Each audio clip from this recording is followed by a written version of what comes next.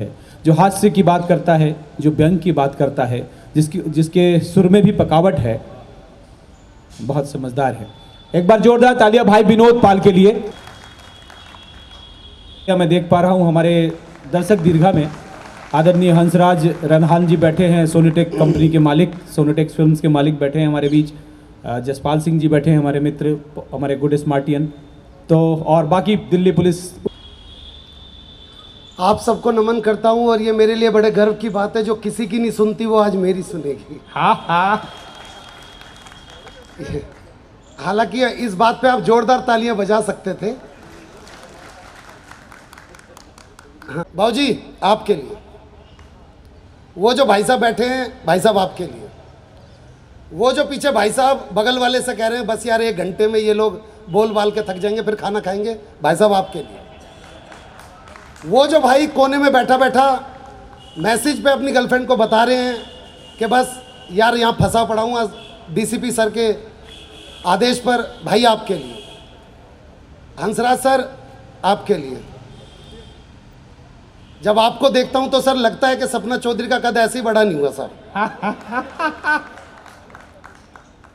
कि आपके लिए चंद कतरे लहू के लाया हूं, मुरझा गया हूं पर फूल खुशबू के लाया हूं, और आप लोगों को तालियां बजानी ही होगी। मैं घर से पत्नी के पांव छू के आया हूं।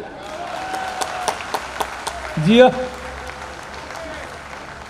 देखो आपको देख के पता चल गया ये उन्हीं लोगों ने ताली बजाई है जो खुद भी छू के आए हैं। मैं बस एक बात कहना चाहता हूं, मैं इस कार्यक्रम का हिस्सा सिर्फ इस वजह से हुआ हूं क्योंकि मैं हमेशा भाई साहब से कहता रहता हूं, मनीष भैया से, कि मनीष भैया मेरी खुद की बड़ी तमन्ना थी दिल्ली पुलिस में आने की, तो मैं हमेशा इनके कार्यक्रमों के लिए बोलता रहता हूं इनसे, वरना हालात तो भाई साहब बहुत बुरे हैं मेरे। मैं सच बात बतला दूं, पिछले दिनों द्वारका वाले कार्यक्रम में मनीष भैया ने मुझे कार्यक्रम में बुलाया, कह रहे विनोद दिल्ली पुलिस का एक कार्यक्रम है, तुझे आना पड़ेगा। तो मैंने वैसे मजाक में पूछा, मैं भैया कुछ मिलेगा भी?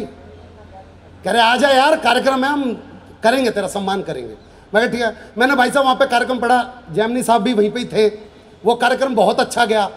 उस कार्यक्रम के बाद मुझे खाकी कलर का लिफाफा मिला, जिसको मैंने छू के देखा तो मुझे पता चला इसमें पेमेंट है। और वो खाकी कलर का लिफाफा जब मैंने साइड से फाड़ा तभी 2 कांस्टेबल ने गुद्दी से पकड़ के बोला, बेटे सरकारी कागज फाड़ दिया। 3000 में बुलाया था, 30,000 में छोड़ा। ये गड़बड़ है भाई। सुनिएगा साहब, मैं बतलाना चाह रहा था भाई साहब, जो अभी जब मैं यहाँ पे इस कार्यक्रम में आया था तो मैं पहले उस वाले कार्यक्रम में गया जहाँ पे जिस जगह पे हो रहा था, तो वहाँ से मुझे पता चला कि जगह बदल दी गई है। तो मुझे भी पहली बार पता चला कि यहाँ भी आदेश बदल जाते हैं, वरना बाबूजी बैठे हुए हैं, बाबूजी से मेरी बात हुई बाहर। पंजाब का आदमी यूपी में फंस जा, बहुत बुरा फंस जा। एक पंजाब का आदमी यूपी में कुएं में गिर गया और बोल रहा बचाओ बचाओ बचाओ। यूपी का एक आदमी ने आके पूछा, भैया क्या हुआ, कौन है? कह रहा भाई 80। हाँ, कह रहे एक होता तो बचा भी लेता। वो हरिद्वार की तरफ 2 बसें जा रही थी, आगे वाली बस में सारी सास, पीछे वाली बस में सारी बहुएं। सास वाली बस खाई में गिर गई, तो बहू वाली बस में एक बहू ने रो रो के, हो मेरी सास, हो मेरी सास। सबने बोला ओहो तू तो बहुत प्यार करती थी। कह रही ना मेरी वाली तो आई ना। बताओ ऐसे भी हालत है। एक दादा बैठा हुआ था धूप में, उसका पोता आया, कह रहा दादा एक बार टै बोल दे। कह रहे ले भाई टै। कह रहा हो गई तेरी बल्ले बल्ले हो जाएगी बल्ले बल्ले। थोड़ी देर में दूसरा पोता आया, कह रहा दादा एक बार टै बोल दे। कह ले भाई टै। कह रहा हो गई तेरी बल्ले। अब दादा ने हाथ पकड़े, कर चक्कर क्या है, ये टै क्यों बुलवा रहा है और बल्ले बल्ले का गाना क्यों गा रहा है? बोला अंदर मम्मी पापा से कह रही थी एक बार ये बुढ़ा बट टै बोल जा। फिर तो हो गई तेरी बल्ले बल्ले और हो जाएगी बल्ले बल्ले। राजस्थान में गांव पड़ता है लकोई। लकोई में वैसे तो ना जाने कितने कुएं हैं, शंभू भैया सुनना, लेकिन एक कुआं ऐसा भी पड़ता है जिसमें झुक के नाम लेने पे कुआं जवाब देता है। तो ये देखने के लिए मैं और मनीष भैया उस कुएं के पास गए, तो मैंने अपना नाम लिया कुएं में झुक के, विनोद पाल, तो कुएं में से आवाज आई विनोद पाल। मनीष मधुकर जी ने अपना नाम लिया मनीष मधुकर, तो कुएं में से आवाज आई मनीष मधुकर। तो इन्होंने बोला यार विनोद मैं अपने डीसीपी साहब का नाम लेना चाहता हूँ, लौट के आ जाए। मैंने कहा ठीक है जी आप ले लो। तो उन्होंने ले लिया जी एंटो अल्फोंसे सर। तो भाई साहब कुएं में से कोई आवाज नहीं आई। इन्होंने फिर दोबारा पोस्ट के साथ आर डियर डीसीबी एंटो अल्फोंसे सर, तो फिर कुएं में से कोई आवाज नहीं। बगल में कुटिया थी, कुटिया के बाहर एक बाबा बैठे थे। मैंने बोला बाबा कोई गलती हो गई तो बताइए। मैंने अपना नाम लिया विनोद पाल, तो कुएं में से आवाज आई विनोद पाल। मनीष भाई ने अपना नाम लिया तो कुएं में से आवाज आई मनीष मधुकर। जब मैंने एंटो सर का नाम लिया तो उसमें से कुएं में से आवाज क्यों नहीं आई? बोले बेटे दुनिया में विनोद पाल का जवाब हो सकता है, मनीष मधुकर का जवाब हो सकता है, एंटो अल्फोंसे सर का कोई जवाब नहीं है, वो लाजवाब है भाई विनोद, वाह। सर आपने जैसा बोलने के लिए कहा था मैंने बोल दिया। तो मेरा लिफाफा तो इन सबसे अलग बनवा देना थोड़ा सा। तो देखिएगा साहब, मैं एक छोटा सा दृश्य आपकी आंखों के सामने रखना चाहता हूं साहब। आप देखिएगा कि अभी भी यहां पे काफी लोग हरियाणा के बैठे होंगे कि पहले के टाइम में जब लड़कियां विदा होती थी तो लड़की का मामा लड़की को उठा के डोली वाली कार तक छोड़ के आता था। एक बार हाथ उठा के बता दीजिए। हाँ ये हंसराज जी देखिए, अब मैं आपके आंखों के आगे एक दृश्य रख रहा हूं कि जो लड़की विदा होती थी उसका मामा उसको उठा के डोली वाली कार तक छोड़ के आता था। लड़की का वजन 120 किलो और लड़की का कोई सगा मामा नहीं। पंडित जी ने बोला लड़की के बाप से, जजमान भाई लड़की को लेके जाओ। अब कोई सगा मामा तो था नहीं, तो लड़की के बाप ने आसपास के लोगों के नाम लिए। बेटे शंभू, इसमें शंभू पहले से ही था। हाँ बेटे शंभू, बेटे उठा दे। अब शंभू भाई ने तो देखी हुई थी 120 किलो की है, तो शंभू भाई एकदम से, मेरा तो पथरी का ऑपरेशन, डॉक्टर ने बोला जरा सा झुकेगा तो पथरी फट के बाहर आ जाए, कर अच्छा रहने दे। तो इधर से बोला बेटे अनिल, आप सबके बेटे बना ले। अनिल जी भी इसमें पहले से ही था भाई साहब, लेकिन जब अनिल जी को बोला तो अनिल जी यही भूल गए मैं आदमी हुई औरत हूं। उन्होंने बेटे अनिल, बेटा उठा दे लड़की। तो अनिल बोल रहे मेरा तो जापा चल रहा है। हाँ? कह रहे तेरा? कह रहे हाँ जी मेरा। अब ऐसे में कई लोग होते हैं भाई साहब जिनको शादी से कोई मतलब नहीं, जो ना लड़की वालों को जानते ना लड़के वालों को, एकदम से आके लड़की के बाप से ऐसी लाइन बोल देंगे जैसे उन्होंने ही सारा काम किया। भाई साहब मेरे लायक कोई काम हो तो बताना। अब ऐसा एक 30-40 किलो का लड़का और लड़की के बाप के पास आके बोल बैठा, उस बेचारे को पता ही नहीं कि यहाँ पे किस चीज का काम हो रहा है। बोला बाबूजी मेरे लायक कोई काम हो तो बताना। अब काम तो उसका अंदर इंतजार कर रहा था, तो बोला जा छुटकी को लेके जा। अब उसने छुटकी देखी,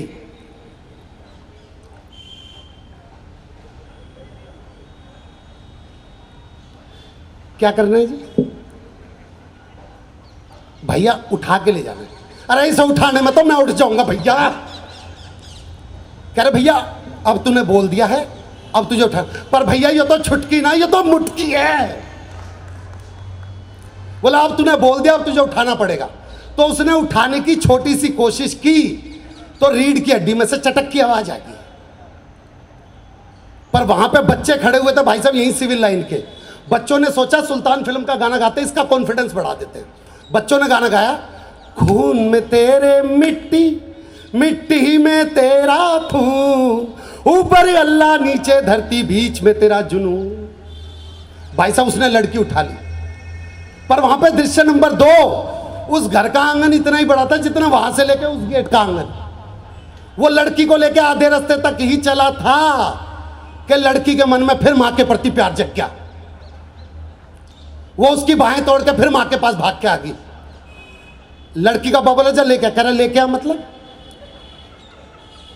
यहां तक ले तो आया, आधे तक यहीं पे लिया, बस ज्यादा दूर नहीं रह गया। कह रहा जा लेके आ।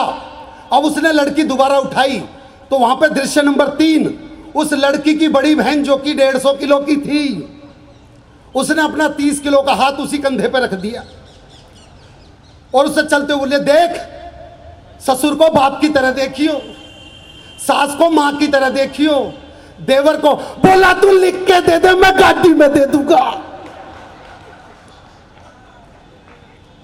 वो लेकर थोड़ा सा आगे बढ़ा तो लड़की का बाप, हो मेरी फूल सी बच्ची। और फूल सुनते के संग तो उसका खून सूख गया। कह रहा कौन सी बच्ची? कह रहा फूल सी। कह रहा साले तेरी इस फूल सी बच्ची ने ना शमशान घाट में मेरे फूल चुनने वाले काम कर रखे। लाड़ लाड़ में केक खिला दिया। अब वो थोड़ा सा आगे बढ़ा तो जिसने उठा रखी थी उसकी पत्नी और उसका छोरा वहीं पे खड़े और पत्नी रो रही और सबसे करी ना ये ना बचे आज, ये तो गए आज। और अगला ऐसे में भी बोला शांति रोवे क्यों है? शांति बोली या तो आज वो विदा हो जाएगी या मैं विधवा हो जाऊंगी और होना के है बस। ऐसे वक्त पे भी उसका जवाब सुनना भाई साहब। कह रहा कोई दिक्कत की बात नहीं है, अगर मुझे कुछ हो जा तो अपने छोरे को एंटो अल्फोंस सर से मिलवा दियो, कहीं ना कहीं तो कांस्टेबल फिट करवा दे। आगे बढ़ा तो लड़की की बुआ आ गई। लड़की की बुआ ने उसके दोनों पैर पकड़ के और जमीन पर लेट के बोली मैं मर जाऊंगी, मैं छोरी को ना ले जाने दूं, मैं मर जाऊंगी। बोला देख जिसने तुम्हारे घर की इज्जत उठा रखी हो उसकी इज्जत नीचे नहीं करनी चाहिए, पैंट ढीली है। बोली ना मैं मर जाऊंगी, मैं ना ले जाने दूं, मैं यहीं मर जाऊंगी। बोला देख यो हाथ से छूट रही है, अगर ये सच में गिर गई ना तुझ पे तो सचमुच की मर जाएगी। बुआ साइड में खड़ी होगी। वो थोड़ा सा और आगे बढ़ा तो इतने में एक पंडित जी आए। कह रहे जजमान मुझे लग रहा है इस लड़की को उठाने में आप बहुत ज़्यादा कष्ट भोग रहे हो, कहो तो हनुमान चालीसा पढ़ देता हूँ, आप जल्दी जल्दी पहुँचा दोगे। वो बोला भाई महामृत्युंजय जा पाता हो तो पढ़ दे एक बार।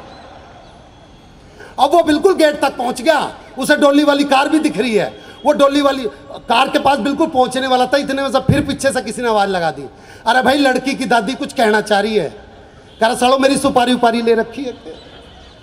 अब लड़की की दादी बुलाई गई, 72 साल पुरानी दादी। और दादी आके बोली बोला भाई क्या कह रही है यूँ?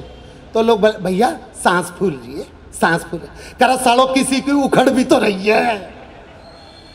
अब दादी ने बोलना स्टार्ट किया। और पहले की दादियां रोती भी ऐसे ही थी लड़की की विदाई पे, हो मेरी चिड़िया उड़ गई रे, ओ मेरी चिड़िया उड़ी। बोला किसी के तोते भी तो उड़ा रही है। अब वो डोली वाली कार तक बिल्कुल ठीक ठाक पहुंच गया। बोला बोल जल्दी से दरवाजा खोल दे। बोला जी यो गाड़ी नहीं है, 10 गाड़ी छोड़ के। वो 10वीं गाड़ी तक किसी तरीके से पहुंचा। वो जैसे ही वहां पर पहुंचा बोला जल्दी से दरवाजा खोल। उसका ड्राइवर अंकल जी वो अरे भाई कहाँ तक स्टार्ट होगा? अंकल जी वो मजाक कर रहा है, वही गाड़ी थी।